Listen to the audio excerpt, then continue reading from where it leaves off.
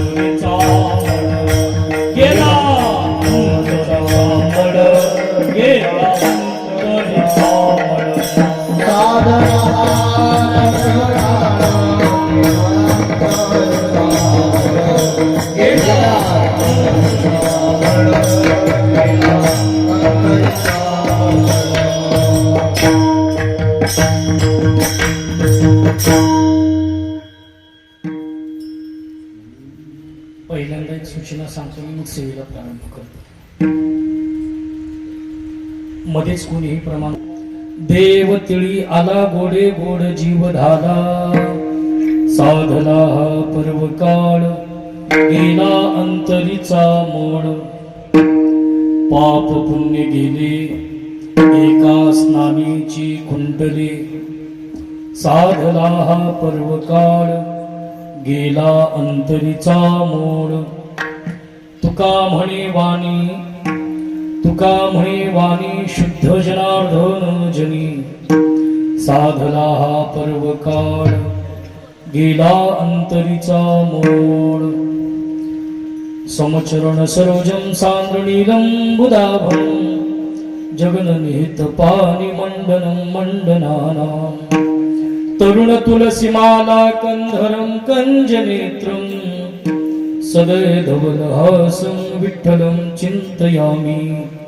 पांडुरंगा करू प्रथम नमोन, दुसरी चरणा संतांचिया, ही वाट गोमटी वैकुंठासी जाता, राम कृष्ण कथा दिंडी ध्वजा, श्री ज्ञानदेवा चरणी मस्तक असो दिवस रजनी. नमो सद्गुरु तुकया ज्ञानदीपा, नमो सद्गुरु सच्चिदानंद रूपा, नमो सद्गुरु भक्त कल्याण मूर्ती, नमो सद्गुरु भास्करा पूर्ण कीर्ती.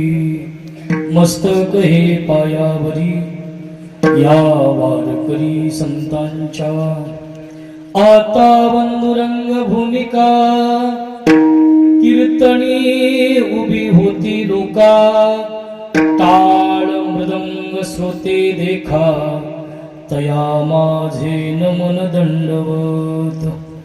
ऐसे नमन करुनी सकळा,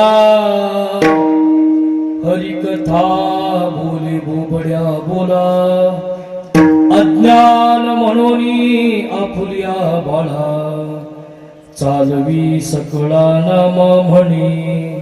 सेवे लागी सेवक झालो, तुमच्या लागलो निज चरणा. अहो स्वामी तुकया देवा, यावरी न करावा अभेरू. सहज निळे उदकी वह्या तुम्ही रक्षिल्या निज सत्ते, निळामणी धरा राहती तरी धारमती निरुपम. अहो स्वामी तुकया देवा, यावरी न करावा अभेरू. ऐके वचन कमळा, ऐके वचन कमळा,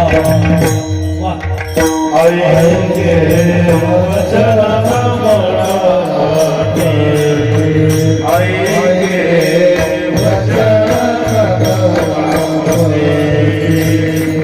ऐके वचन कमळा,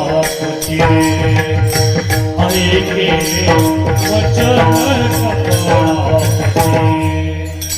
वचन कमळा, ऐके वचन कमळा, ऐके वचन कमळा,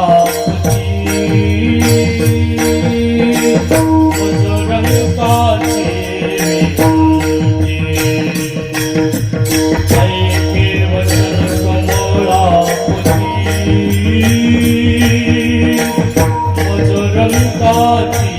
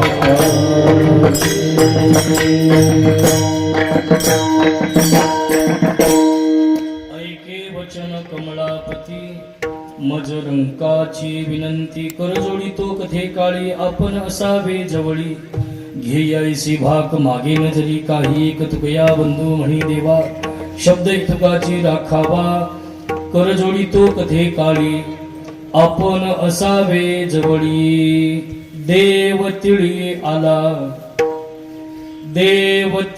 आला गोडे गोड जीव झाला साधना हा पर्व काळ गेला अंतरीचा मोड प्राप्त प्रसंगी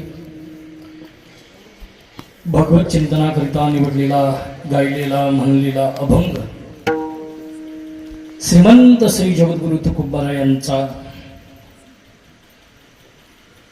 ब्रह्मानुभूती प्राप्त झाल्यानंतर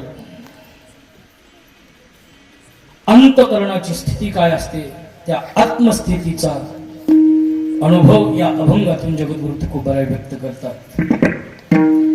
सेवा आरंभ करीत असताना परिहार म्हणजे असा गेली जवळजवळ 6 तप कशाला म्हणायचं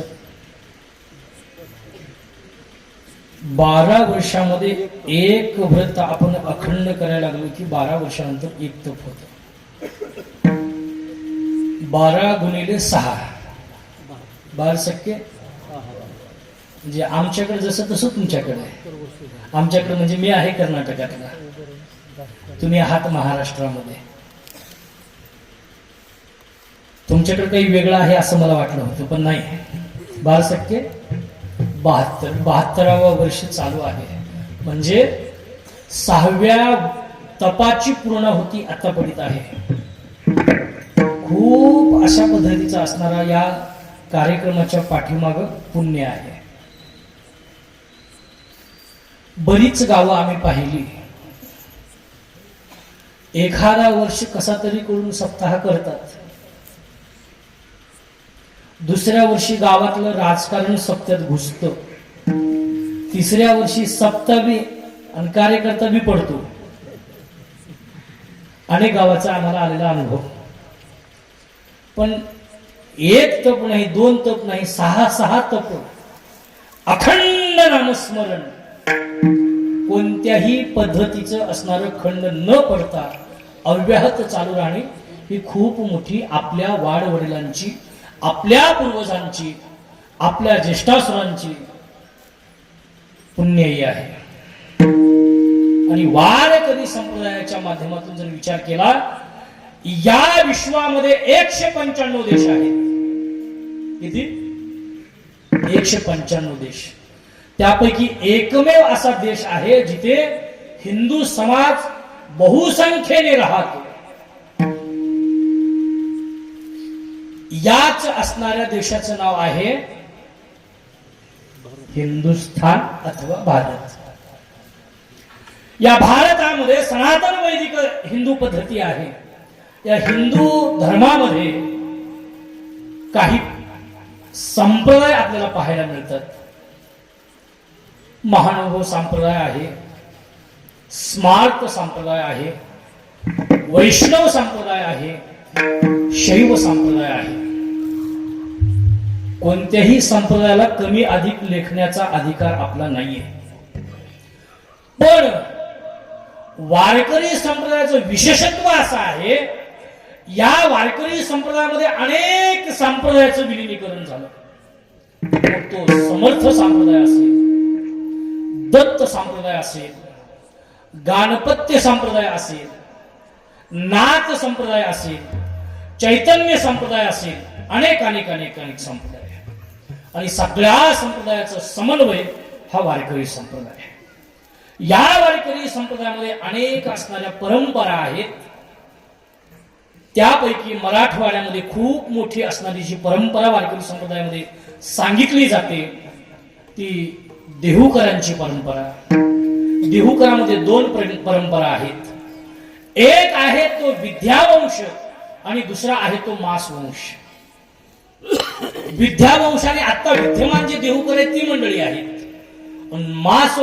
मासवंशाने, विद्यावंशाने जे आहेत ते म्हणजे आदरणीय वास्कर महाराज, जगद्गुरु तुकोबारांची ही परंपरा.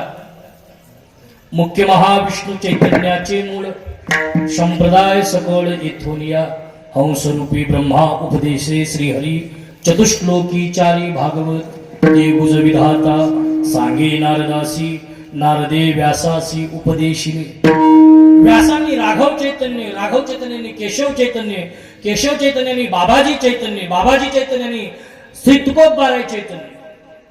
जगद्गुरु तुकोबारायांचे शिष्य निळोबाराय, निळोबारायांचे शिष्य शंकर स्वामी शिवूरकर, शंकर स्वामी शिवूरकरांचे शिष्य मल्लप्पा महाराज वास्कर. आणि वास्कर महाराजांची जी परंपरा आहे त्याच परंपरेची एक शाखा लोहगावकर. आणि लोहगावकरांचीच असणारी शाखा किंवा संप्रदाय पद्धतीनं रूढ झालेली ती म्हणजे वैकुंठवासी श्री गुरु मोतीराम महाराज संस्थान फळा. मोतीराम महाराजांचीच परंपरा मारुतराव महाराज दस्तापूरकर, दस्तापूरकर महाराजांचीच परंपरा आपल्या गावापर्यंत येऊन पोहोचलेली आहे. ही खूप मोठी आपली मालिका आहे. आपण संप्रदायामध्ये आलो पण नेमकं कुठून आलो याचा सुद्धा पत्ता आपल्याला लागला पाहिजे. आणि एका मोठ्या संप्रदायातून असणार तुमचं जे असणार हे गाव आहे येवले पिंपळगाव.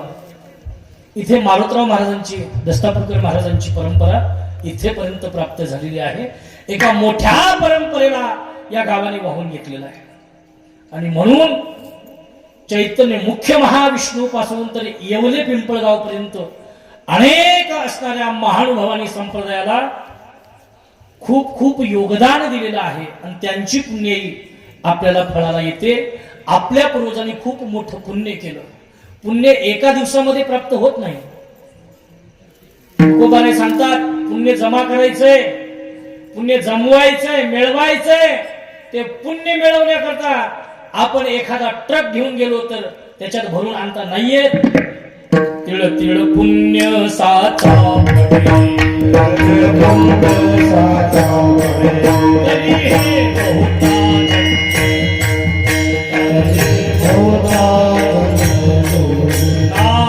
तुझे वाचसी आतुरे समागम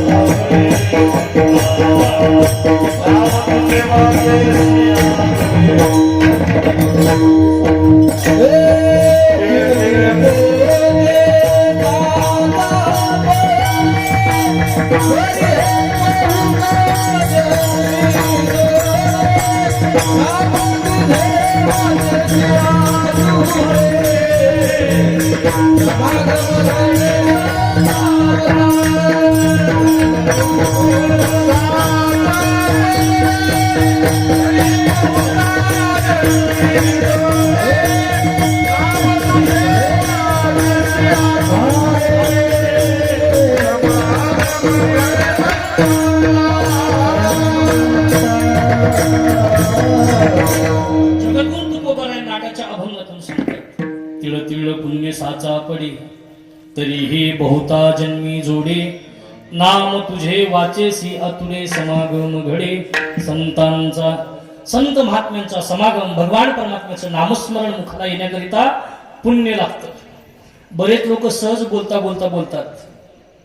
मी एका दिवशी उदगीरला बस स्टँडला थांबलो. एका आजीबाईंनी मला विचारलं, महाराज कुठं निघाला? मी म्हणलं पंढरपूर. बरं नाही, पाप पेला पंढरपूर, भाव पेला तुळजापूर. जे पाप करून आम्ही पंढरपूर असं नाहीये. काहीतरी पुण्य पाहिजे, मग या दिशेनं पाऊल पडतात महाराज. बरवी ही वेळ सापडली संधी, साह्य झाली बुद्धी संचिताची. येणे पंथे माझी चालिली पाऊले, दर्शन झाले संताबाई. ही वेळ आपल्याला सापडलेली आहे. अनेक साधू संतांचं दर्शन आपल्या येवले पिंपळ गावामध्ये अखंड हरिनाम सप्ताहाच्या रूपानं होतं. गेली जवळजवळ 6 तपापासून 6व्या तपाची ही तपपूर्ती. अगोदर हा सप्ताह आपला माहुत्राच्या मंदिरामध्ये व्हायचा. योगायोगाला आपल्या गावामध्ये गणपती बाप्पांचं प्रागट्य झालं आणि मग या प्रांगणामध्ये हे सप्ताहाला रूप आलं. इवलेसे रूप लावी येले द्वारी, त्याचा वेलू गेला गगनावरी. या न्यायानं 6व्या तपाच्या तपपूर्ती निमित्त चालू असलेला अखंड हरिनाम सप्ताह भगवान पांडुरंग परमात्म्याच्या कृपेने, ज्ञानोबाराय तुकोबाराय आदी करून साधू संतांच्या आशीर्वादाने, समस्त गावकऱ्यांच्या सहकार्याने आजच्या 4थ्या दिवसाच्या हरिकीर्तनाकरिता माझ्यासारख्या सर्वसामान्य वारकऱ्याची बिनविरोध निवड गावकऱ्यांनी या जागेवर आज केली. त्यांच्या विनंतीला मान देऊन आज या ठिकाणी आपण भगवान परमात्म्याची काही सेवा करावी, काही चिंतन करावं, याकरिता आपण सर्वजण एकत्र जमलेलो आहोत. एकट्याचा लोही खेळ म्हणून मेळ मिळविला किंवा जमविला. मला तर या परिसरातलं काही तितकस कुणाचा नामनिर्देश करण्यासारखा परिचय नाहीये. इकडे गाणगंधर्व आहेत, इकडे गाणगंधर्व आहेत. वाजवायला दोन्हीकडून 2 जण आहेत. मला नाही, पकवाजाला. मी सुद्धा महाराष्ट्रामध्ये अनेक महाराज लोकांना वाजवलंय पकवाज, आणि मला त्यातली अगदी जाण आहे. तुम्ही खूप सुंदर वाजवता, पण वाजवताना थोडस पुढं पळताय. मला व्यसन आवडता पुरे होऊ नये म्हणजे झालं. खूप सुंदर हात आहे दोघांचाही. वारकरी संप्रदायातल्या भजनामध्ये आपण एकदा का सुरुवातीला जो ताल धरलाय, अजिबात लय हलवून न देता, बरीच लोक म्हणतात तुम्हाला काय लागले, पोलिसाला हप्ता महाराज लोकांना सप्ता. त्या दोघांचेही शर्ट काढून बघा, दोघांची बनीन भिजलेत. घामाचा पैसा आहे तुमचा, काळजी नका करू, आणि मी तुमचं समर्थन करणार आहे. कला ही सहज नाही प्राप्त होत. लोक म्हणतात अरे पैसे बोलवायचे, एवढे पैसे द्यायचे, तेवढे पैसे द्यायचे. तुम्ही तुमच्या मुलांना जेव्हा डॉक्टर इंजिनियर करताना तुम्हाला जेवढे सायास, जेवढे कष्ट, जेवढे प्रयत्न लागतात तेवढेच प्रयत्न ही कला अवगत करण्यासाठी आहे. 12-12 वर्षाचा काळ घासावा लागतो, तेव्हा स्पष्ट धिन्न धिन धिनग धिन्न तिन तिनग असा आवाज येतो. नाहीतर मग दुखतय खुब्यात, दुखतय खुब्यात, धुमत कुमत का तुमत कुमत असं तप आहे ते सुद्धा. आणि या असणाऱ्या अनेक तपाने त्यांना ही सेवा प्राप्त झालेली कला. आपण फक्त त्यांच्या वेळेचे पैसे देतोय, कलेचे नाही. काय म्हणते तुमचं मग? कलेचे पैसे देणं शक्य नाही, देणं शक्य. फक्त आपण त्यांच्या वेळेचे पैसे देतोय बस. असो, खूप सुंदर सेवा. इकडे गाणगंधर्व आहेत, इकडे गाणगंधर्व आहेत, टाळकरी. म्हणजे आता तुम्ही म्हणाल तुम्ही सगळ्यांचंच कौतुक करताय, आमचं काय? तुमचा सुद्धा खूप मोठा वाटा आहे. तुम्हाला तराजू माहिती असेल, तुमच्याकडे तराजूच म्हणतात ना, मोजमाप करण्याचं साधन. तर तराजू मध्ये असणारं एक पारडं वर असतं आणि एक पारडं खाली असतं. मला सांगा, जड पारडं वर असतं का हलकं पारडं वर असतं? तुमच्यात एकमत होत नाही का? अहो, आघाडी सरकार स्थापन करा की. हलकं पारडं वर असतं आणि जड पारडं खाली निवांत बसलेलं असतं. ते त्यापैकी तुम्ही आहात. प्रभू तुम्ही महेशाची मूर्ती, मी दुबळा अर्चित से भक्ती. जरी बोल गांगावती तरी स्वीकाराल की. कोणतीही माझी योग्यता नसताना नाही संत चिन्हे उमटली अंगी. उपदेशावया लागी पात्र झाला किंवा नोहे दास खरा. परिहा झाला से डांगोरा, परिहा झाला से डांगोरा, परिहा झाला से डांगोरा.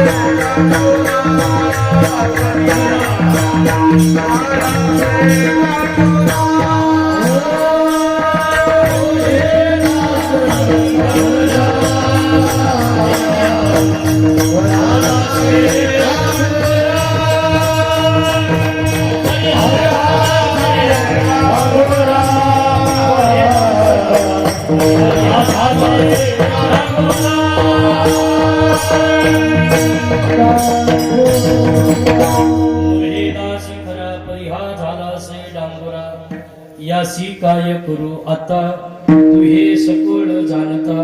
कोणताही अधिकार नसताना, कोणतीही योग्यता नसताना, कोणतीही पात्रता नसताना एक वैष्णवांचा दास. नोहे बहुश्रुत नोहे ज्ञानशील, दास मी दुर्बळ वैष्णवांचा. एक वैष्णवांचा दास, वैकुंठवासी श्री गुरु धोंडोपंत दादासाहेबांचा दास या नात्याने थांबण्याचा हा प्रयत्न. आणि याकरिता निवडलेला जगद्गुरु तुकोबार यांचा 4 चरणाचा जवळजवळ बऱ्याच वारकऱ्यांच्या पाठातला, ऐकिवातला तथा वाचनातला हा अभंग सेवेकरता निवडला. या अभंगातून जगद्गुरु तुकोबाराय आपली आत्मस्थिती सांगतात. जगद्गुरु तुकोबारायांचं सांगणं आहे, आत्मानुभूती काय. आत्मानुभूती सांगत असताना तुकोबारायांनी स्वतःची आत्मानुभूती सांगितली. अनुभूती ही 3 प्रकारची असते. अंतःकरणाची अगोदरची अवस्था, मध्य अवस्था आणि आत्मस्थितीची अवस्था. पहिली जी अवस्था आहे ती अवस्था म्हणजे काय आहे? परमार्थाची यथायोग्य अजून बैठक नाही, ही पूर्व अवस्था. ती पूर्व अवस्था सांगत असताना तुकोबारा म्हणतात, अजून मला परमात्मा भेटला नाही, भेटेल का? कोणाला जर बोलायचं म्हणलं तर तुकोबारे संसाराविषयक बोलत नाहीत, केवळ पारमार्थाविषयक बोलतात. आणि बोलताना तुकोबारांनी आपल्या अंतःकरणातली तळमळ व्यक्त केली. पुसावे से हिची वाटे, जे जे भेटे तयासी, देव कृपा करील मज, काय लाज राखी देव भेटेल का? कधी कधी लोकांना असं विचारलं, कोणे गावी आहे सांगा विठ्ठल, सांगा विठ्ठल.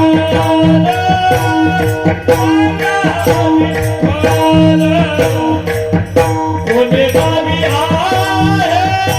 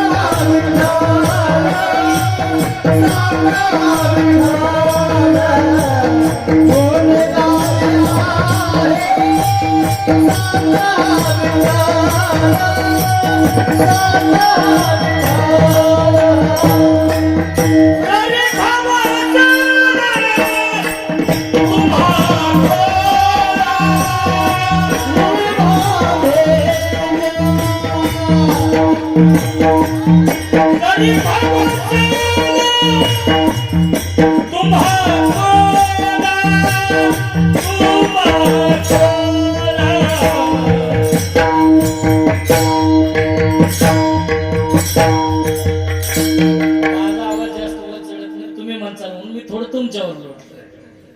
कोणी गावी आहे सांगा हा विठ्ठल, जरी ठावा असेल तुम्हा कोणा.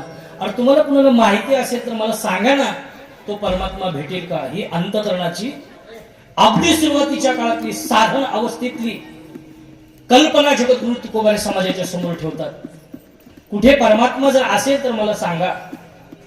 अजून परमात्मा प्राप्त झाला नाही, ही परमात्मा प्राप्तीच्या अगोदरची अनुभूती जगद्गुरु तुकोबारे व्यक्त करतात.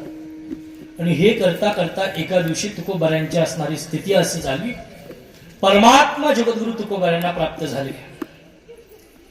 आणि जगद्गुरु तुकोबाऱ्यांना प्राप्त झाल्याच्या नंतर मग तुकोबाऱ्या म्हणतात, आज मात्र आता मला काही करण्याचं शिल्लक राहिलं नाही. का? परमात्मा मला प्राप्त झाला. म्हणजे काय झालं? देव तिळी आला. आता देव कशाला म्हणायचं आणि तीळ कशाला म्हणायचं? आता मला सांगा, महाराष्ट्रामध्ये तीळ कशाला म्हणावं हे सांगावं लागेल का? तीळ आपल्या सगळ्यांना माहिती. तीळ केवढी असते? तीळ म्हणजे केवळ परिच्छिन्न असते, छोटी असते. आणि देवाचं जर असणारं व्यापकत्व पाहिलं तर देव हा असणारा या त्रैलोक्यामध्ये भरून उरलेला तो देव. देव शब्दाचा अर्थ आहे सर्वज्ञ, तीळ शब्दाचा अर्थ आहे अल्पज्ञ. ईश्वर हा सर्वज्ञ आहे आणि तुम्ही आम्ही मात्र असणारे अल्पज्ञ आहोत. तुम्ही म्हणाल ते कसं?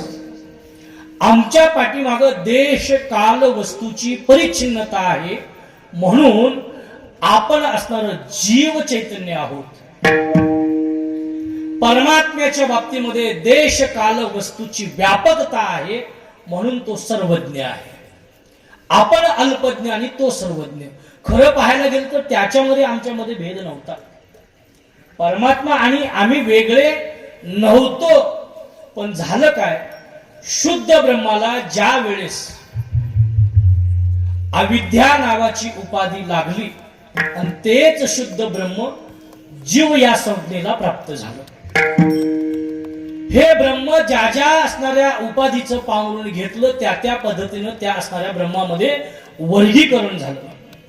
शुद्ध ब्रह्माने मायेचं चैतन्य घेतलं, त्याला ईश्वरत्व प्राप्त झालं. त्याच शुद्ध ब्रह्माने दया नावाची उपाधी धारण केली आणि मग मात्र संतत्व प्राप्त झालं. त्याच शुद्ध ब्रह्माला ज्या वेळेस अविद्या नावाची उपाधी लागली, मग तो असणार जीवत्व या दशेला प्राप्त झाला. अविद्या शब्दाचा अर्थ आहे अज्ञान, अविद्या शब्दाचा अर्थ आहे अहंकार. शुद्ध ब्रह्म असताना अविद्येचा स्पर्श झाला आणि त्यामुळे मात्र तुम्ही आम्ही जीव स्वरूपाला प्राप्त झालो. जीव होण्याचं आमचं दुसरं तिसरं काही कारण नाही, केवळ अज्ञान असंही म्हणता येणार नाही. त्याच्यात पुन्हा दोन भेद केले नाथ महाराजांनी.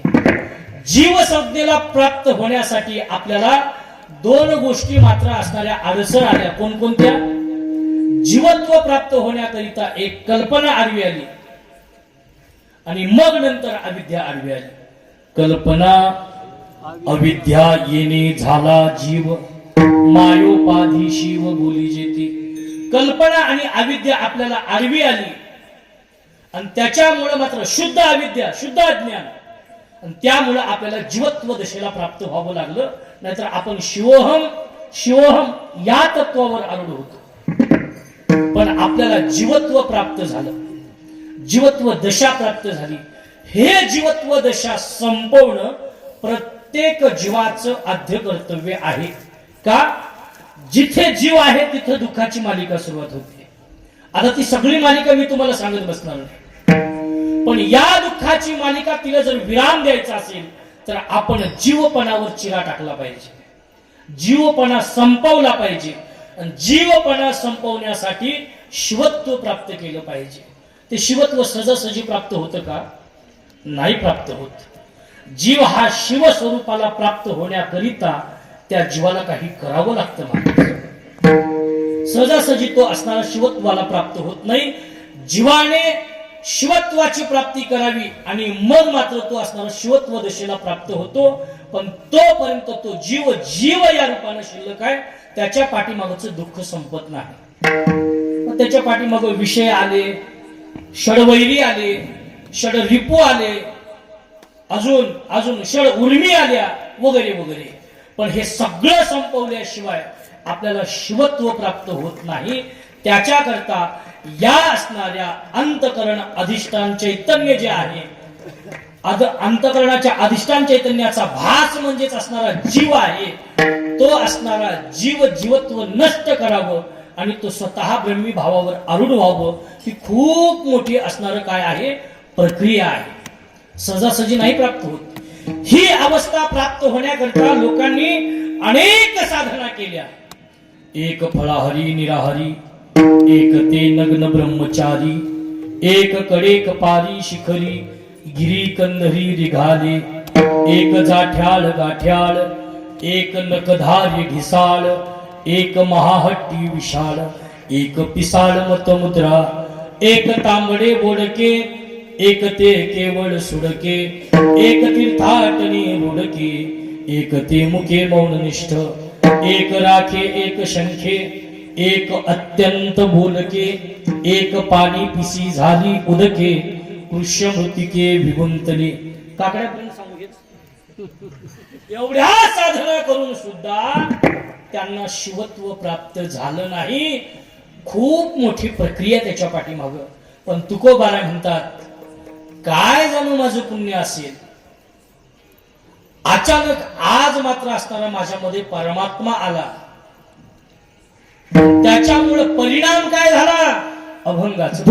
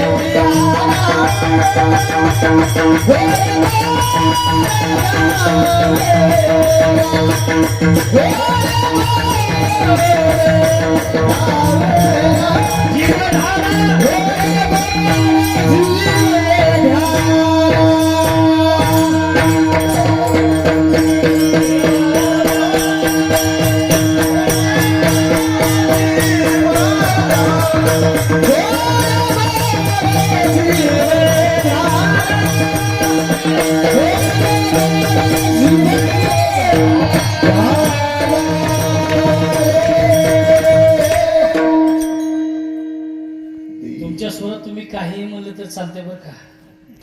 तुकोबारा म्हणतात, आज परमात्म्याचा आणि आमचा असणारा संयोग झाला. जीव आता जीव रूपानं शिल्लक राहत नाही.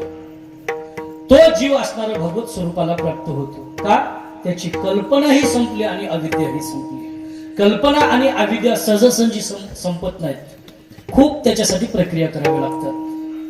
आपल्याकडे जे जीवत्व प्राप्त झालं त्याचं कारण जर काय असेल तर आपल्याकडे कल्पना तर आहेच आहे, पण त्या असणाऱ्या कल्पनेबरोबर शुद्ध अज्ञान आहे. म्हणून आपण जीवत्व दशेला प्राप्त झालो. यासाठी जुनी कीर्तनकार मंडळी दृष्टांत सांगतात. आपल्या गावाच्या बाजूला नदी आहे ना, या बाजूला मी एकदा बघितलं. पलीकडे कोणतं गाव आहे? नदीच्या पलीकडे कुठलं गाव असेल ना? चला आंबे सांग.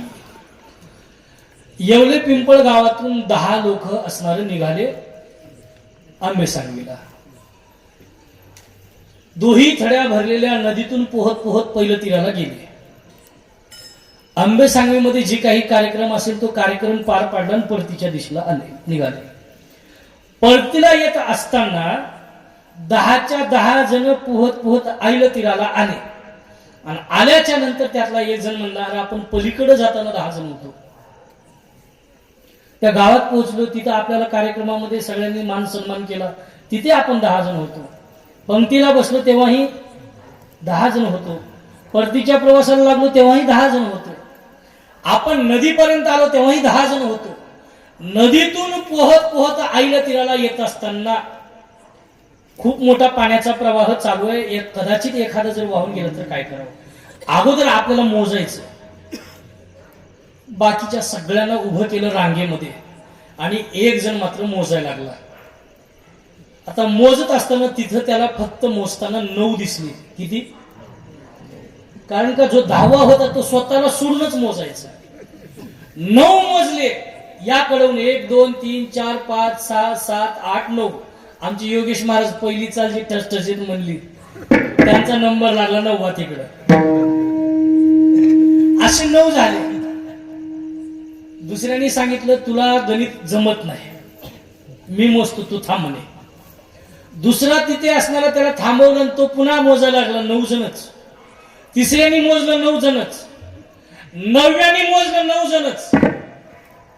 अंतःकरणामध्ये कल्पनेने घर केलं. नक्की जर आपण प्रत्येक जण मोजतोय तर किती? 9 जर आहेत. जाताना किती होतो? 10. मान सन्मान घेताना पंक्तीला बसले परतीच्या प्रवासाला पोहताना आपण जेव्हा आईला तीराला आलो, आता जर मोजा लागलो तर किती आहेत? किती जण आहेत बोला की तुम्ही? अहो 9 जणांनी मोजलं नाही, 10 जणांनी मोजलं. आहेत किती? 9च. 10 जण मोजून ही जर 9 येतात, त्यावेळेस 10 जणांच्या अंतःकरणामध्ये कल्पनेनं घर केलं.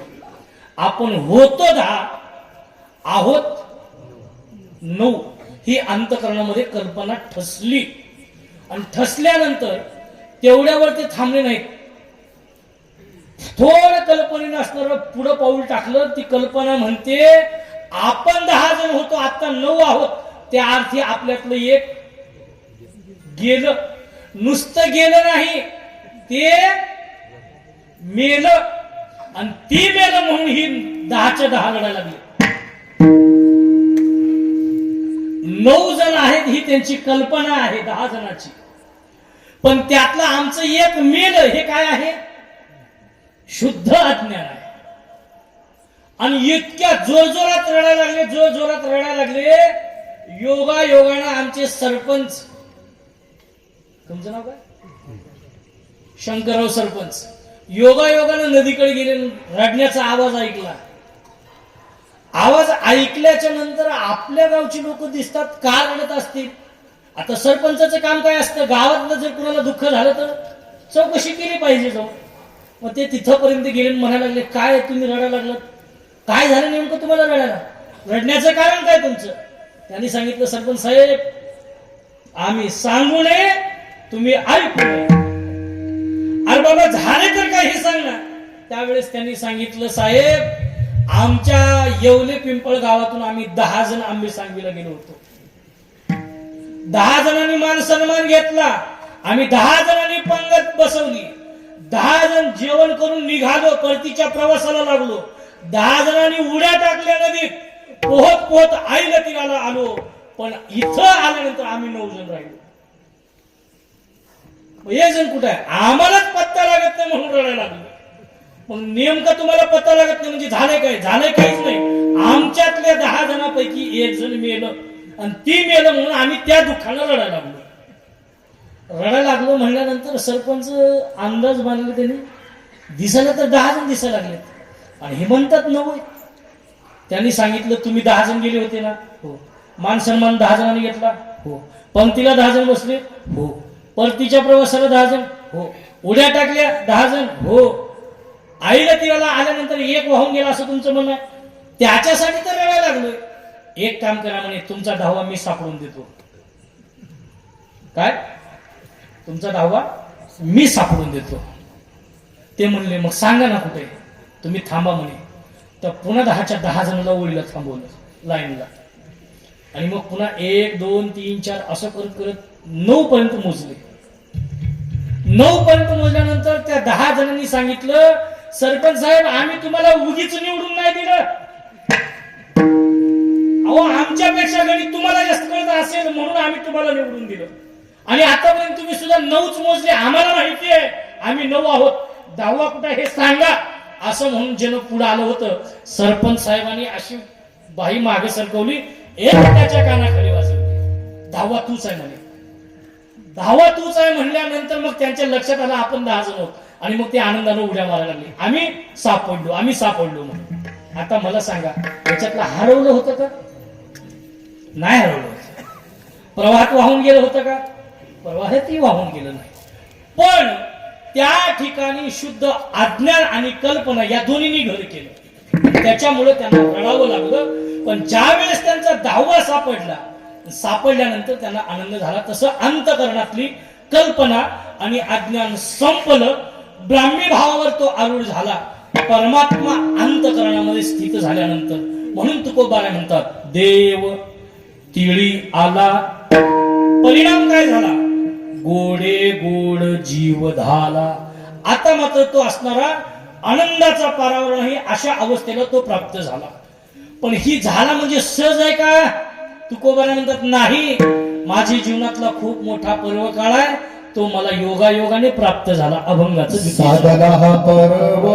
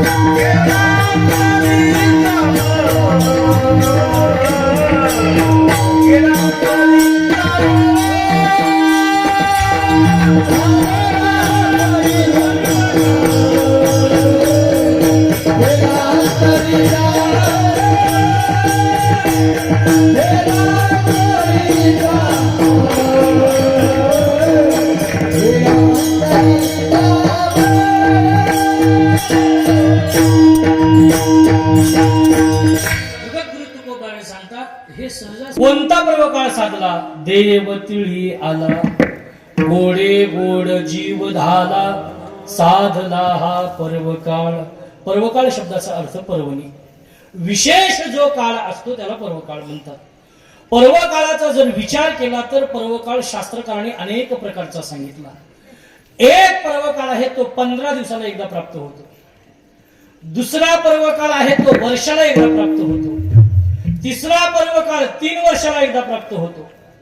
चौथा पर्वकाळ 12 वर्षाला एकदा प्राप्त होतो. पाचवा पर्वकाळ 60 वर्षाला एकदा प्राप्त होतो. सहावा पर्वकाळ आपल्या जीवनामध्ये एकदा प्राप्त होतो. आणि सातवा पर्वकाळ आहे जन्म जन्मांतरामध्ये एखाद्याच वेळेस प्राप्त होतो. पहिला पर्वकाळ आहे तो 15 दिवसाला एकदा प्राप्त होतो. कोणता पर्वकाळ आहे बोला? आपण सगळे सनातनी आहोत. आपला पर्वकाळ सांगितला 15 दिवसाला येणारा तो द्वादशीचा पर्वकाळ. पर्वकाळ द्वादशी दिली सामुग्री. नाथ महाराजांनी द्वादशीला पर्वकाळ ही संज्ञा दिली. 15 दिवसाला एकदा प्राप्त होणारा पर्वकाळ म्हणजे द्वादशी. दुसरा पर्वकाळ आहे तो वर्षाला एकदा प्राप्त होतो. असे 5 पर्वकाळ आहेत. रामनवमी, कृष्णाष्टमी, नरसिंह जयंती, वामन द्वादशी आणि महाशिवरात्री. हा जो पर्वकाळ आहे वर्षाला एकदा प्राप्त होतो. त्याच्या पुढचा तिसरा पर्वकाळ जो आहे तो 3 वर्षाला एकदा प्राप्त होतो. त्या पर्वकाळाचं नाव आहे मलमास. त्या पर्वकाळाचं नाव आहे पुरुषोत्तम मास. त्या पर्वकाळाचं नाव आहे अधिक मास. त्या पर्वकाळाचं ग्राम्य भाषेतलं नाव आहे धोंड्याचा महिना. हा 3 वर्षाला एकदा प्राप्त होतो. आत्ता पुढे यायला लागलाय, आलाय जवळ तुम्हाला धोंडे खायला. धोंडे म्हणजे पुरणाचे. त्याच्या पुढचा पर्वकाळ जो आहे तो 12 वर्षाला एकदा प्राप्त होतो. त्याला सिंहस्थ पर्वकाळ असं म्हणतात. तुकोबारांनी त्याचा उल्लेख केला. आली सिंहस्थ पर्वणी नाव्या भटा झाली धरणी. तो 12 वर्षाला एकदा प्राप्त होतो. म्हणजेच गत वर्षी झालेला प्रयागचा कुंभमेळा, सिंहस्थ कुंभमेळा पर्वकाळ तो 12 वर्षाला एकदा प्राप्त होतो. आणि गत वर्षी योग असा होता तो नुसता असणारा कुंभमेळा नव्हता, महाकुंभ पर्व होता. महाकुंभ पर्व कशाला म्हणतात? 12 गुणिले 12 144 वर्षानंतर जे प्राप्त होतं त्याला म्हणायचं महाकुंभ कुंभ आणि ते महाकुंभ गत वर्षी आपण सगळ्यांनी अनुभवलंय. हा 12 वर्षाला एकदा प्राप्त होणारा. याच्या पुढचा पर्वकाळ आहे तो 60 वर्षाला एकदा प्राप्त होतो. त्याला कपिला षष्टी योग पर्वकाळ असं म्हणतात. ज्ञानेश्वरीच्या अगदी सांगतेच्या वेळेस ज्ञानोबारांनी असणारा तो पर्वकाळ सांगितलाय. भाद्रपद मास कपिला षष्ठी. ज्ञानोबारांनी जेव्हा ज्ञानेश्वरी लिहिली आणि त्यावेळेस तो पर्वकाळ असणारा प्राप्त झाला होता नाथ महाराजांच्या जीवनामध्ये. कपिला षष्टी योग पर्वकाळ म्हणतात. तो 60 वर्षाला एकदा प्राप्त होतो. तो सगळ्याच्या जीवनात प्राप्त होईल असं नाही. का 60 वर्षाचं जीवन आता अलीकडच्या काळात राहिलं नाही महाराज. पोरग जन्मलं, हळूहळू लहानाचं मोठं होतं. 16व्या वर्षी लग्न, 22 वर्षापर्यंत 4 पिळगड, 35व्या वर्षी पुण्यतिथी. लोक म्हणतात या महाराज कीर्तनाला. कशाच्या? पोराच्या पुण्यतिथीला. एका हातामध्ये गाडीचं काय असतं ते एक्सलेटर आणि एका हातामध्ये ती हॅलो म्हणता म्हणता एक्सलेटर कधी वाढतं आणि कधी टावरस गाडी खाली जातं, थांब पत्ता लागत नाही. म्हणून हा कपिला षष्टी योग पर्वकाळ सगळ्याच्या जीवनामध्ये प्राप्त होत नाही. 60 वर्षाला एकदा येतो. याच्या पुढचा जो पर्वकाळ आहे आपल्या मनुष्य जीवनामध्ये एकदा प्राप्त होतो. तो म्हणजे आपल्या आई वडिलांचा देहांत होताना.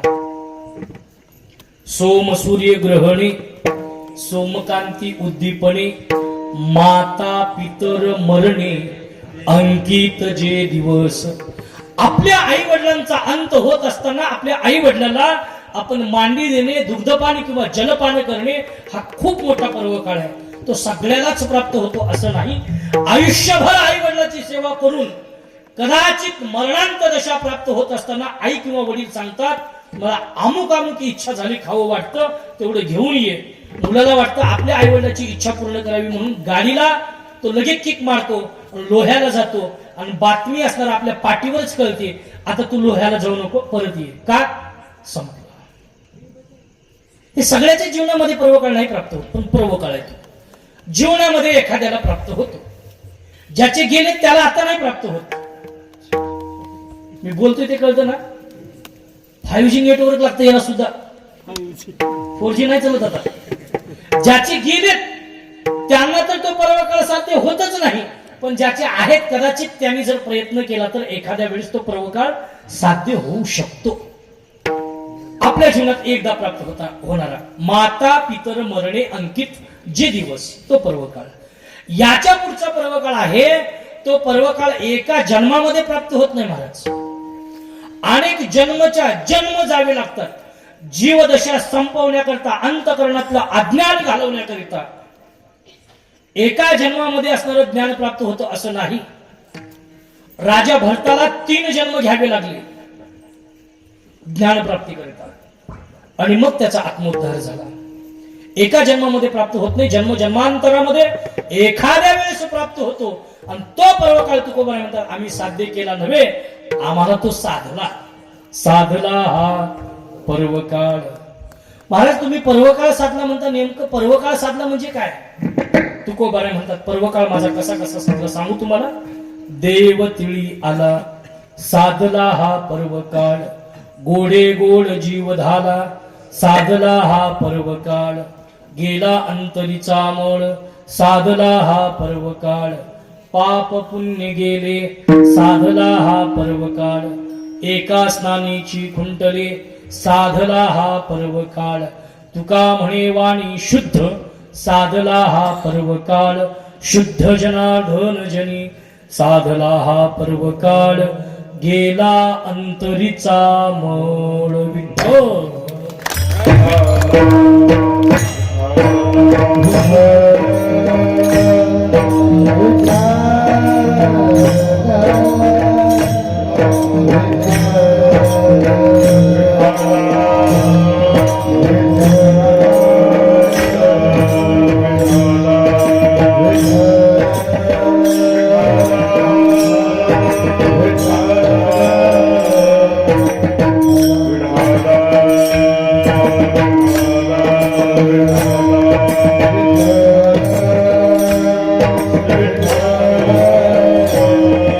Oh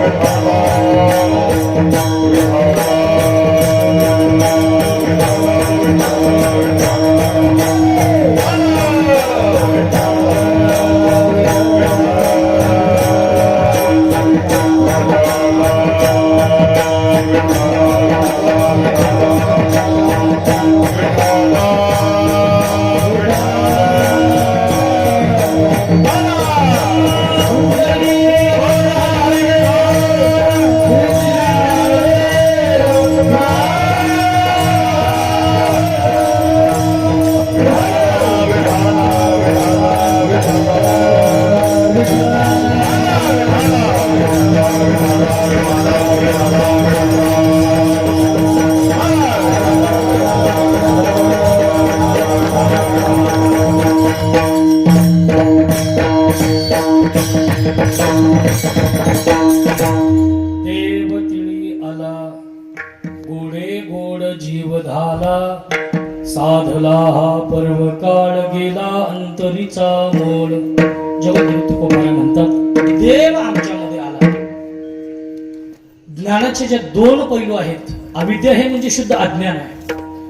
शुद्ध अज्ञानातून जे तुम्हा आम्हाला ज्ञान प्राप्त झालं हे खाण्यापिण्यापुरतं जे ज्ञान आहे याला सामान्य ज्ञान म्हणावं. सामान्य ज्ञान आपल्याला जगवतं, पण या सामान्य ज्ञानापुरतं आपण अवलंबून न राहता थोडं पुढे गेलं पाहिजे. तेव्हा जे प्राप्त होतं त्याला असणारं विशेष ज्ञान असं म्हणतात.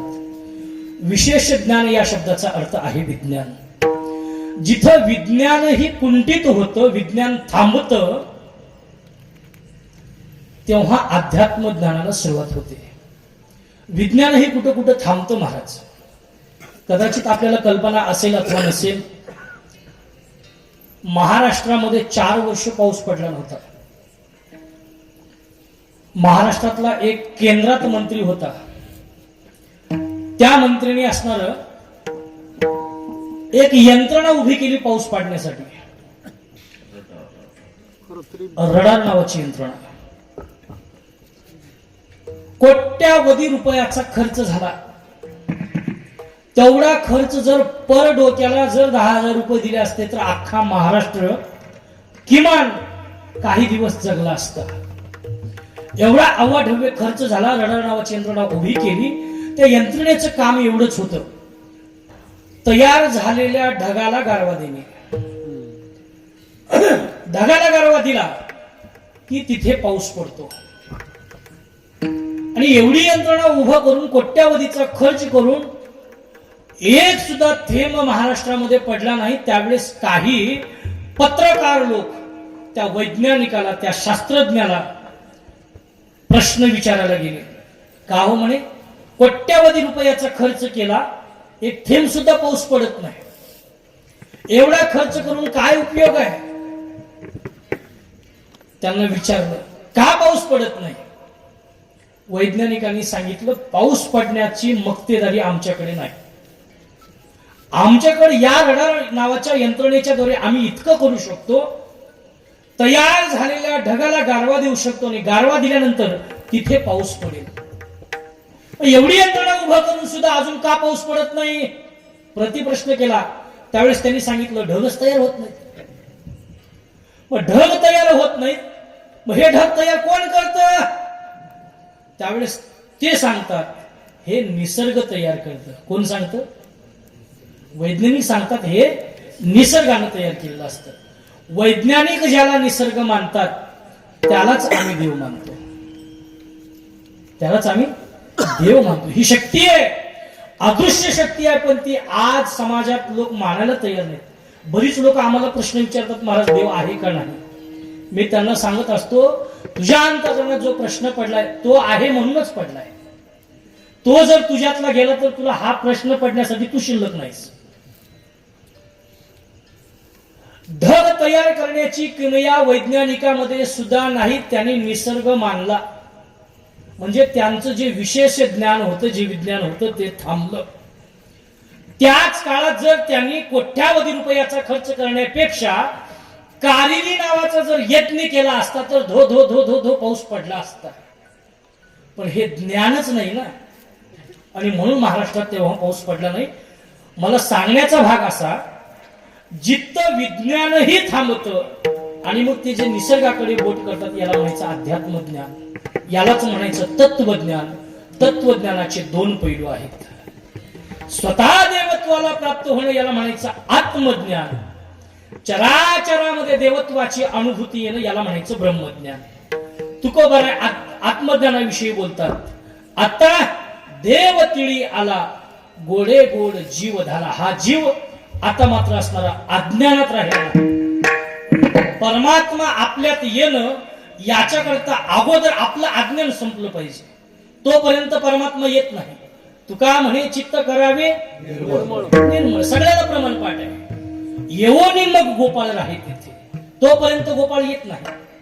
त्याच्याकरता काय करावं लागतं? आपल्या अंतःकरणामध्ये सुद्धा 3 दोष आहेत. एक आहे तो मल, दुसरा आहे तो विक्षेप आणि तिसरा आहे तो आवरण दोष.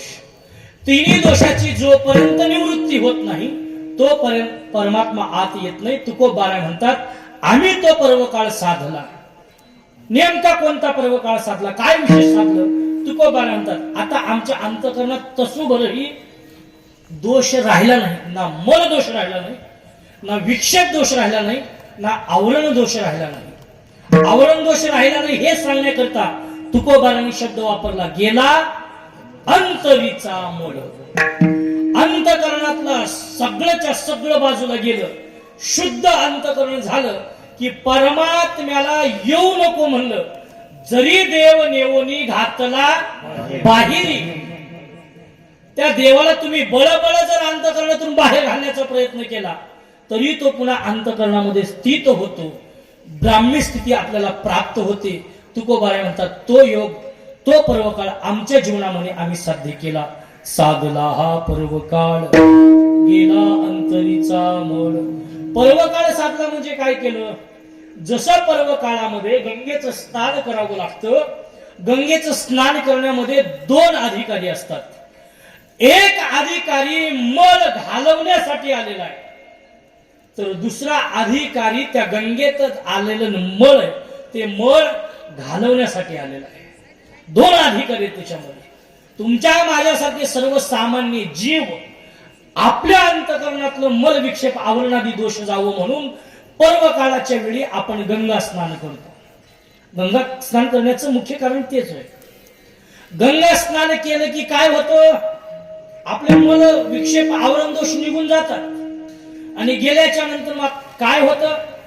त्याच्यापासून होणारी जी काही असणारं परिणामकारी 2 वृत्ती आहेत, एक आहे ते पाप आणि दुसरं आहे ते पुण्य.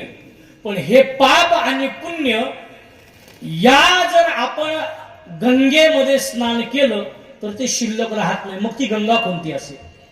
गोदावरीलाही आपण गंगा म्हणतो. या देशामध्ये 350 गंगा आहेत, सॉरी 349 गंगा भारतात आहेत आणि एक गंगा आपल्या भारताच्या बाहेर आहे. माझं बोलणं कळते ना? 349 गंगा आपल्या भारतात आहेत आणि फक्त एक गंगा आहे ते भारताच्या बाहेर. मग या कोणत्या गंगेमध्ये स्नान केल्याच्या नंतर आमचं पाप पुण्य जातं? त्याच्याकरता या कोणत्याही गंगेचा असणारा विषय नाहीये. आवरण दोष घालवण्याकरता लागणारं जे ज्ञान आहे, साधू संतांपासून प्राप्त होणार ते ज्ञान नावाचीच गंगा आहे. ज्ञान नावाच्या गंगेमध्ये जर आपण स्नान केलं, जे ज्ञान गंगे नहाले पूर्णता जेवोनी धाले, शांतीसी आले पालव नवे. ज्ञान गंगेमध्ये आपण स्नान केल्याच्या योगानं काय अवस्था होते? अभंगाचं 3रं पाप पुण्य गेले, पाप पुण्य गेले, पाप पुण्य गेले, पाप पुण्य गेले, पाप पुण्य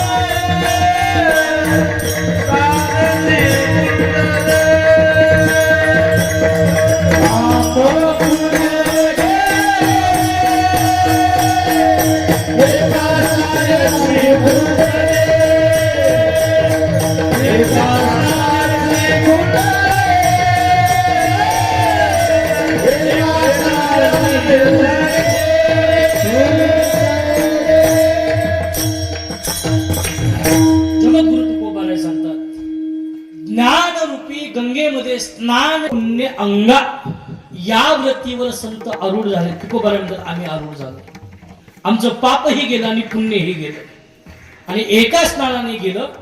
पण या असणाऱ्या सगळ्या ज्या गोष्टी घडल्या, अंतकरणातला मोल जाणं, परमात्मा आमच्यामध्ये स्थित होणं, आमचा असणारा जीव आता दुःख रूपतेला प्राप्त न होता गोडे गोड जीव झाला, या वृत्तीवर आरूढ होणं, आमच्या अंतकरणातलं पाप आणि पुण्य जाणं, हे सगळं सगळं घडण्यामुळे आमच्या आता ज्या वाणीला बहर आलेला आहे, आमची जी वाणी आहे आता ती अशुद्ध राहिली नाही. मग आमची वाणी कशी झाली? तर वाणी म्हणलं की पुन्हा मराठी साहित्याचं खूप गोंधळ आहे महाराज. वाणी म्हणलं की बरेच लोक जातीवाचक शब्द उच्चारतात. जातीवाचक शब्द नाहीये वाणी. वाणी ही वाचेला संज्ञा प्राप्त झालेली आहे. परा, पश्यंती, मध्यमा आणि वैखरी. परावाणी आहे ती बेंबीच्या देठाजवळ, पश्यंती वाणी आहे आपल्या हृदयाजवळ, मध्यमा वाणी आहे आपल्या कंठामध्ये आणि वैखरी वाणी आहे आपल्या मुखामध्ये. या चारही ज्या वाणी आहेत त्या वाणीचा परिणाम काय झाला? तुकोबाराय अभंगाच्या शेवटचा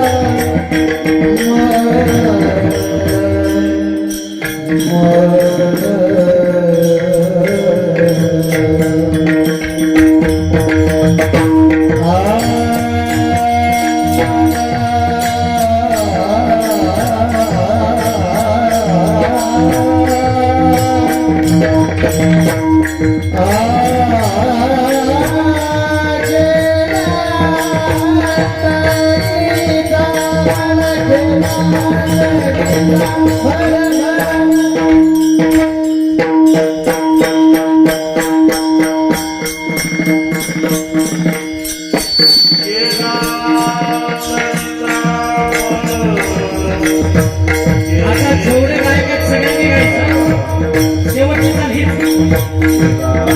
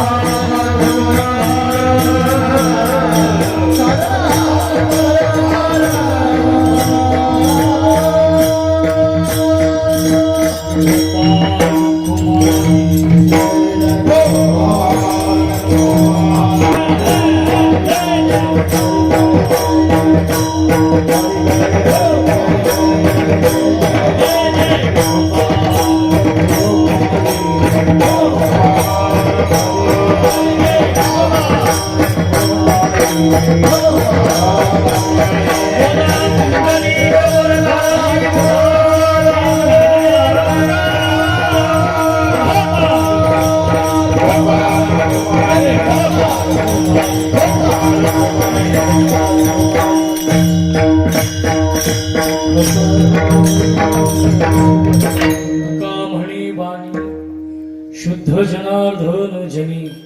तुकोबाराय अभंगाच्या पहिल्या चरणामध्ये आत्मज्ञान सांगतात. देव तिळी आला गोडे गोड जीव धाला. याला परोक्ष ज्ञान म्हणावं. अपरोक्ष ज्ञान सांगत असताना तुकोबाराय सांगतात शुद्ध जनार्दन जनी. या चराचरामध्ये विश्वामध्ये जनसामान्यामध्ये देवत्वाची अनुभूती येणं याला म्हणायचं अपरोक्ष ज्ञान. यालाच म्हणायचं ब्रह्मज्ञान. विठ्ठल जळी स्थळी भरला रीता ठाव नाही उरला. आजिव्या दृष्टीने पाहिला विठ्ठलची विठ्ठल. जनीवनी अवघा देव वासनेचा पुसावा ठाव. मग ओळगा तो वासुदेव ऐसा मणी वसुध्या भावगा. सर्वाभूती पाहे एक वासुदेव पुसोनिया ठाव अहंतेचा. जे जे भेटे भूत ते ते मानिजे भगवंत. हा भक्ती योग निश्चित जान माझा ज्ञानेश्वर.